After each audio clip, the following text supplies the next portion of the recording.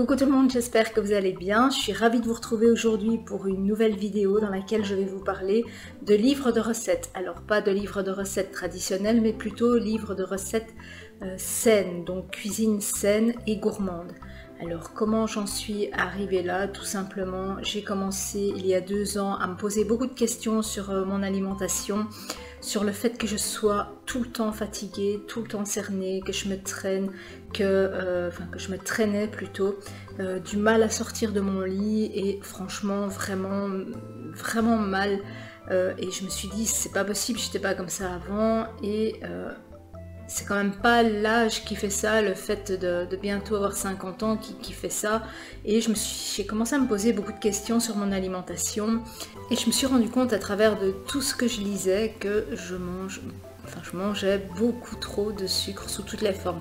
Que ce soit, parce que souvent quand on parle de sucre, on pense sucrerie, gâteau. Ben non, c'était sous forme de pain, sous forme de pâtes, de riz, de féculents, de produits transformés. Moi je mange énormément de Kellogg's, je suis capable d'en manger 1 kg par semaine, même de manger ça matin, midi et soir, tellement j'adore ça. Donc je me suis rendu compte que c'était pas très bon et que ça pouvait provenir de ça. Alors au-delà du fait que je mange énormément de sucre, chez moi ça ne se traduit pas par une prise de poids flagrante, mais plutôt par, si je peux prendre 1 kilo, je veux dire tous les mois ou tous les 2 mois, ça ne va jamais très vite chez moi, mais par contre je suis extrêmement fatiguée et c'est chaque fois que je prends trop de sucre. Donc j'ai commencé à m'intéresser à l'indice glycémique des aliments. Donc tous les aliments sont classés, il y a des tableaux qui existent, par ordre croissant, donc de 1 à 100. Et plus un aliment a un indice glycémique haut, et plus il a une incidence sur l'insuline que le pancréas va libérer. Donc plus on mange sucré, plus on va avoir de l'insuline dans le corps, dans le sang. Et l'insuline, c'est l'hormone de stockage, j'ai envie de dire, qui va permettre au sucre de rentrer dans les cellules. Et quand il y a trop de sucre, ça va se transformer en graisse. Et plus il y aura d'insuline, plus on va monter en insuline assez rapidement, et plus vite on va redescendre, et plus vite on va avoir des fringales et on sera fatigué, ce qui était mon cas. Et c'est pas spécialement parce que j'avais des fringales que je mangeais, parce que j'ai pas ce réflexe de manger systématiquement, mais j'étais hyper fatiguée. Si vous voulez de plus amples renseignements sur l'indice glycémique et ce que c'est, il y a un chouette livre qui est ma Bible IG, écrite aux éditions Le Duc par le docteur Pierre Nice, et qui explique vraiment bien ce qu'est l'IG et quelle est l'incidence que les aliments au niveau de leur glycémie ont sur notre santé et sur notre poids. C'est vraiment bien expliqué. Bon, c'est une grosse tartine, mais il y a pas mal aussi de recettes à partir de... Allez, il y a quasiment un tiers du livre où ce ne sont que des recettes, et ça permet vraiment de bien comprendre ce qu'est l'indice glycémique. Donc ça, si vous ne connaissez pas, je vous conseille. Il y a aussi des chouettes chaînes YouTube qui en parlent, des vidéos, il y a aussi des chouettes petits reportages, des blogs aussi qui en parlent. En parlant de blog, je suis tombée par hasard sur le blog sainegourmandise.fr, qui est le site de Marie Chiocca, un blog dans lequel elle met pas mal de recettes à IGBA. Et Marie Chiocca, c'est une maman qui est toujours à la recherche de ce qu'il y a de meilleur pour sa famille, et qui élabore des recettes à base de produits naturels, de produits moins toxiques, moins nocifs pour la santé, à IGBA et bio. Marie Chiocca, elle a également écrit pas mal de livres de recettes, et le premier que j'ai acheté, c'est La cuisine de la minceur durable, qu'elle a écrit avec Brigitte Fichot, qui elle est diététicienne. Alors j'ai trouvé ce livre pas mal fait. Déjà il est, je ne sais pas si vous allez voir, il est compartimenté en couleurs, donc il y a comme des onglets de couleurs ici, donc on les voit maintenant. Et au niveau de ce livre, donc dans un premier temps, elle explique les bases. Donc vous voyez, les onglets correspondent aux couleurs qu'il y a dans le sommaire ici. Et au départ, elle explique les bases de la diététique de la minceur durable. Donc comment se passe une journée quand on fait attention et qu'on fait qu'on mange en respectant les règles IGBA. Alors il y a toute une partie recettes du petit déjeuner, les entrées, les plats du déjeuner, les collations sucrées du goûter, les plats du dîner, les desserts légers et en annexe où elle met les bonnes adresses où trouver les ingrédients, les bibliographies et formations et l'index des recettes par ingrédients. Alors c'est le premier livre que j'ai acheté et je l'ai trouvé vraiment bien fait parce que c'est pas parce qu'on mange à IGBA qu'on peut pas manger de plats ou même de gâteaux ou de biscuits aux saveurs gourmandes et sucrées, et ça j'ai vraiment apprécié.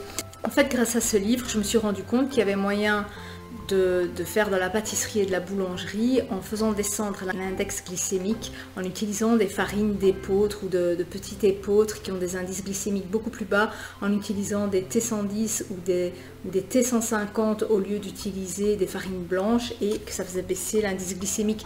Donc forcément, en mangeant un biscuit qui est fait avec un autre type de farine et pas spécialement du sucre blanc, mais plutôt du sirop d'agave ou du sucre de coco, on arrivait à faire baisser l'indice glycémique et à faire en sorte qu'on sécrète moins d'insuline. Donc ça m'avait fortement interpellée. Alors dans ce livre, je vais vous montrer quelques recettes ici. Cake salé aux chèvres et aux poireaux, excellent. Vraiment excellent. Alors il y a toujours mes petites notes à côté, parce que bon, moi je mange pas trop de fromage, donc je remplace quoi. Pain de mie magique levé et cuit à la vapeur, qui est aussi super. Tagine d'aubergine au tofu fumé. J'ai plutôt découvert avec elle le tofu soyeux, toutes les formes de tofu différents. Et le tofu soyeux, j'ai même appris à faire des gâteaux avec des crèmes au chocolat sans quasiment calories, quoi. Remplacer la crème par du tofu soyeux, c'est vraiment exceptionnel. Lapin rôti aux petits pois et aux pommes de terre nouvelles. Vous voyez ici, on voit vraiment bien les onglets.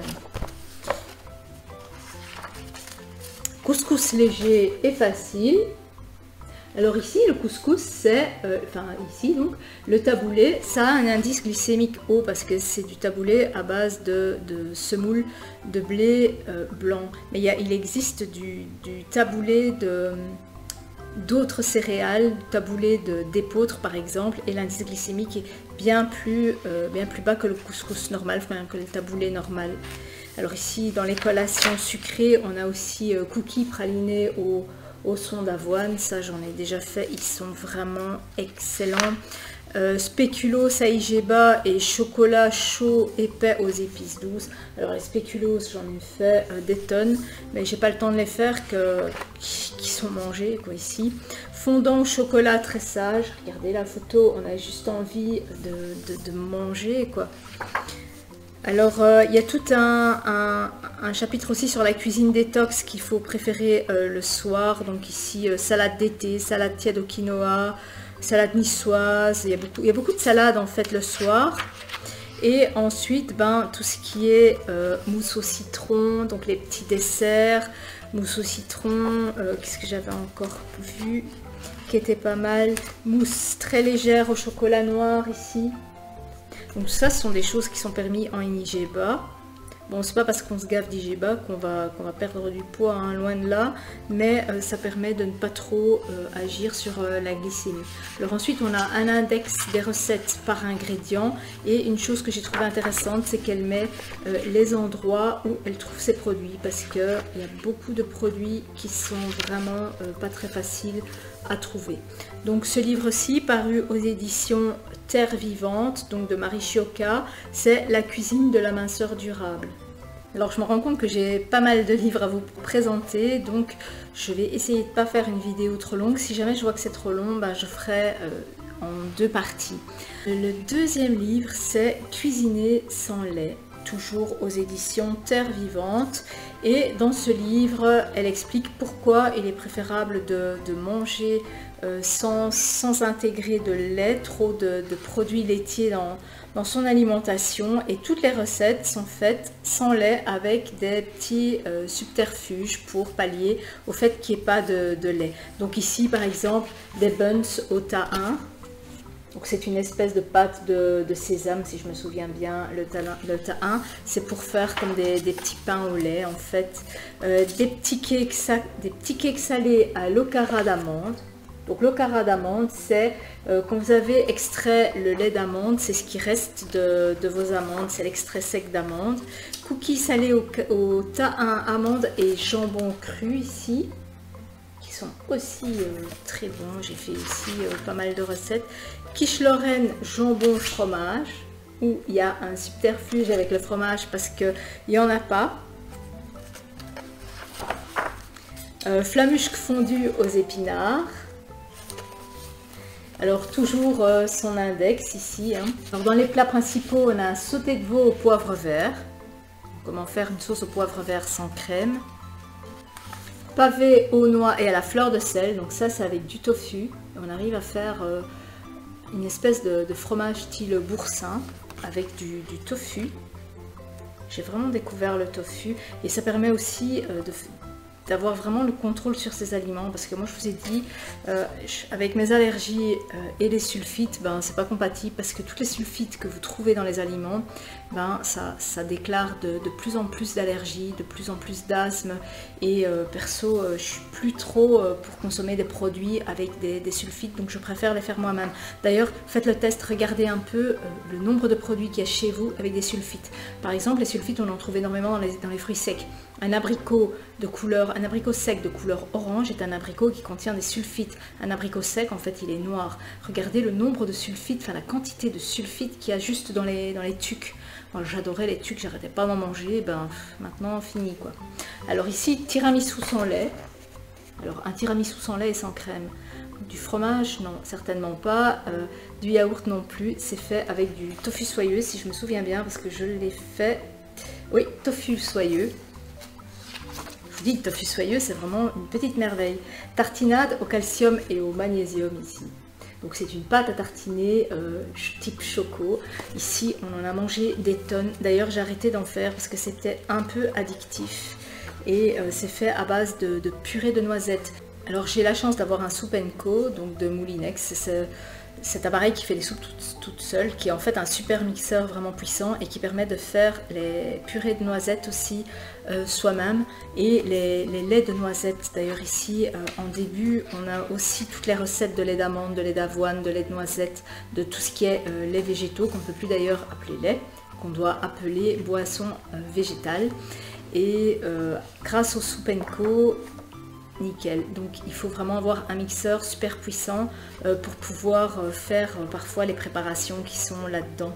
Parce que les tofu aussi, il faut savoir les mixer, mais pas les mixer avec un petit mixeur qui soit pas assez puissant, sinon vous allez avoir des espèces de boulettes. Il faut vraiment un truc qui mixe et on a quasiment un liquide à la fin.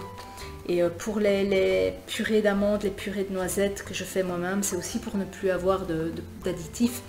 Et il faut du temps. Ça, faire une purée de noisettes, c'est mixer pendant 1 minute, attendre que ça refroidisse pendant 5 minutes, parce que la rotation, bah forcément, ça chauffe l'aliment, et un aliment qui a chauffé, bah c'est plus bon. Donc ça prend énormément de temps, mais j'ai réussi à avoir vraiment des purées vraiment liquides avec ça, et j'adore. Là-dedans, on a donc les entrées mises en bouche, les plats complets de midi, les plats légers du soir, bonne sauce sans lait, plateau de fromage, entre guillemets fromage, douceur et gourmandise, et ensuite index. Alors dans son index, on a les recettes sans gluten, sans œufs et végétariennes, donc c'est aussi classé par type de recettes. On a aussi les bonnes adresses, donc où elle trouve ses produits, parce que parfois c'est un peu plus difficile à trouver quand c'est un peu plus spécifique. Comme par exemple ici, panis en rouleau, ben, céréales PES, miso blanc, elle le trouve chez Lima, le sucre de bouleau chez Bio Sagesse, tempeh fumé chez Lima, il y en a aussi chez Biocoop. Hein. Tofu soyeux, c'est la marque Soy qu'elle prend, moi j'en ai trouvé aussi au Bioplanète ici. Donc ce livre est très bien fait et je ne le regrette pas non plus. Le troisième de Marie Chiocca, c'est Les secrets de la boulangerie bio. Donc 110 recettes, elle l'a fait avec Delphine Passelin et c'est un livre qui m'attirait vraiment. Donc toujours aux éditions Terre Vivante. Et ce que j'ai adoré dans ce livre, c'est la première partie. Donc elle décrit bien sûr tout ce qui est aliments, tout ce qui est sel, eau, l'importance de l'eau, de la température, des agents levants, des ingrédients gourmands et des farines aussi forcément. Pas de pain sans farine. Pourquoi elle utilise telle et telle farine? Surtout pour apporter d'autres nutriments à notre alimentation. Alors elle décrit tout ce qui est pétrissage, première levée, dégazage, façonnage, seconde levée, le préchauffage du four, tout ça, enfin, les grignes, les cuissons, les refroidissements, la conservation, les recettes de base et tout ce qui est aussi pain au levain. Enfin, plein de choses. J'ai appris vraiment beaucoup de choses dans ce livre et dans le sommaire qui est toujours aussi coloré chez Marie-Choka.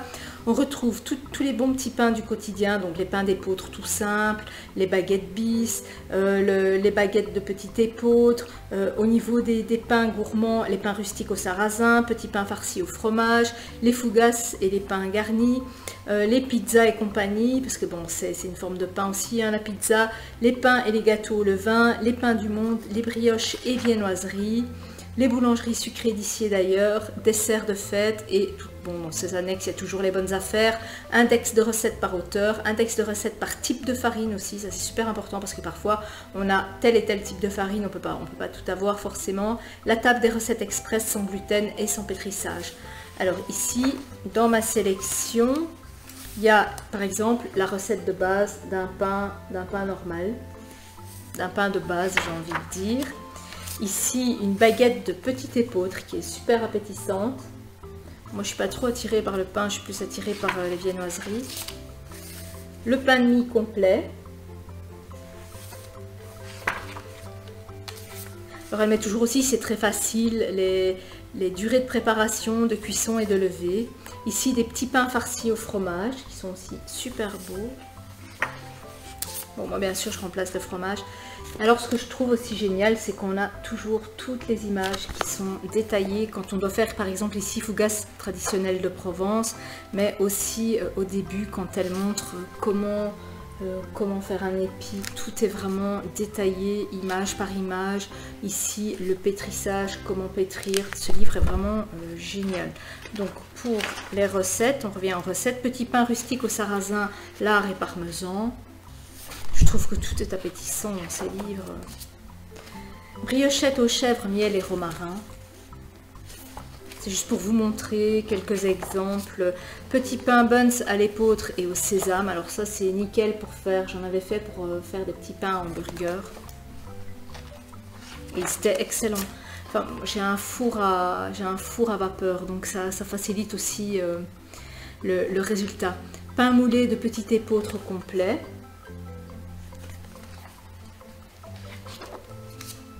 Four que j'ai acheté exprès pour faire ce genre de pâtisserie moi-même et de boulangerie.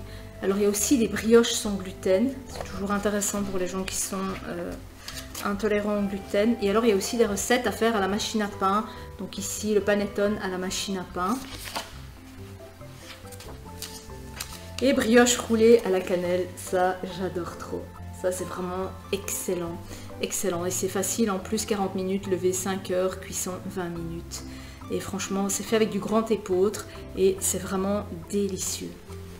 Voilà, donc un livre pour moi, pour ma part, indispensable pour les gens qui aiment la boulangerie, mais la boulangerie à faire autrement que dans le traditionnel, avec des ingrédients qui apportent beaucoup plus au niveau oligo-éléments, au niveau nutriments, et qui m'a permis d'apprendre pas mal de choses sur toutes les techniques de boulangerie que je ne connaissais pas. Moi, je pensais qu'il suffisait juste de pétrir, je mettais tout dans mon robot, et après je mettais au four, enfin je laissais lever, et puis je mettais au four, non. J'ai appris vraiment pas mal de trucs dans ce livre. Et le petit frère, la pâtisserie bio. Donc ici, 130 recettes saines et gourmandes avec technique en un tour de main. Donc toujours le même principe où tout est super bien expliqué. Elle explique les basiques et tout. Alors ici par exemple, la pâte brisée, pur beurre, pâte brisée au petit épeautre. Enfin tout est vraiment bien expliqué. Ici, panettone aux fruits. Je trouve que les photos elles sont vraiment magnifiques. Petit pain au lait végétal, regardez-moi ces petits pains. Alors elle fait tout elle-même, elle teste tout elle-même, Marie-Sioka. Et sur son blog, elle met parfois pas mal de recettes et on peut même lui poser des questions et elle nous répond. Fondant fabuleux, sans beurre ni lait. À tomber par terre. Moelleux aux noix et au sirop d'érable. Waouh. Tarte au citron traditionnelle. Franchement.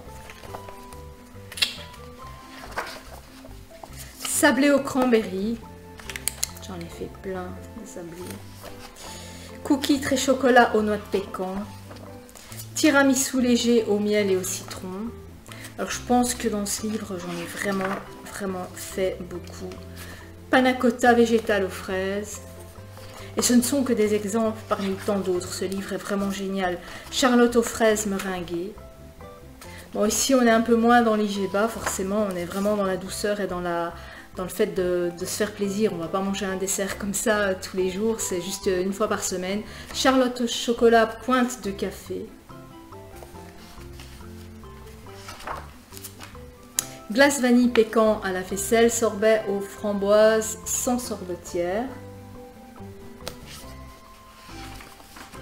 Et toujours à la fin, on a un tableau de recettes, table des recettes. Alors on a sans lactose et ça, j'ai trouvé ça vraiment génial.